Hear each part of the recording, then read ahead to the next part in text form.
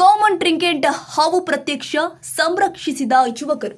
ರಾತ್ರಿ ಸಂಚಾರಿ ಅಪರೂಪದ ಹಾವು ಪ್ರತ್ಯಕ್ಷ. ಕಂಪ್ಲಿಗೆ ಉರಗ ತಜ್ಞರ ಅವಶ್ಯಕತೆ ಇದೆ. ಕಂಪ್ಲಿ ನಗರದ ಬಸವೇಶ್ವರ ದೇವಸ್ಥಾನದ ಹತ್ತಿರ ನಿನ್ನೆ ರಾತ್ರಿ ವೇಳೆಯಲ್ಲಿ ವಿಶೇಷ ತಳಿಯ ಹಾವೊಂದು ಪ್ರತ್ಯಕ್ಷವಾಗಿದೆ. ಕಾಮನ್ ಟ್ರಿಂಕೆಟ್ ಎಂಬ ಹೆಸರಿನ ಈ ಹಾವು ರಾತ್ರಿ ಸಂಚಾರಿಯಾಗಿದೆ.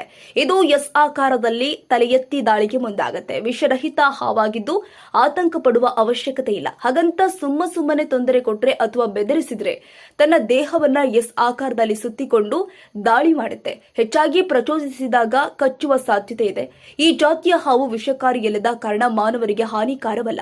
ನಿನ್ನೆ ರಾತ್ರಿ 10 ಗಂಟೆ ಸುಮಾರಿಗೆ ಪೇಟೆ ಬಸವೇಶ್ವರ ದೇವಸ್ಥಾನದ ಮುಂಭಾಗದಲ್ಲಿ ಇರುವ ಕಲ್ಗುಡಿ ಕ್ಲಿನಿಕ್ ಬಳಿ ಈ ಕಾಮನ್ ಟ್ರಿಂಕೆಟ್ ಹಾವು ಪ್ರತ್ಯಕ್ಷವಾಗಿದ್ದು, ನಗರದಲ್ಲಿ ಉರಗ ತಜ್ಞರ ಕೊರತೆಯಿಂದಾಗಿ ಹಾವನ್ನ ಹಿಡಿಯಲು ಸ್ಥಳೀಯ ಯುವಕರು ಮುಂದಾದರೂ ಹಾವನ್ನ ಹಿಡಿದು ಯಾವುದೇ ಹಾನಿ ಮಾಡದೆ ಊರಿನ ಹೊರ ವಲಯದಲ್ಲಿ ಬಿಡುವ ಮೂಲಕ ಸಂರಕ್ಷಿಸಿದ್ದಾರೆ.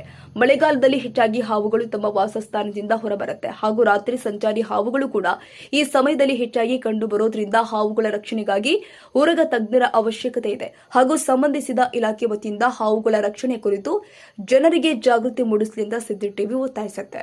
ರಘುವೀರ್, ಸಿದ್ದಿ ಟಿವಿ, ಕಂಪ್ಲಿ.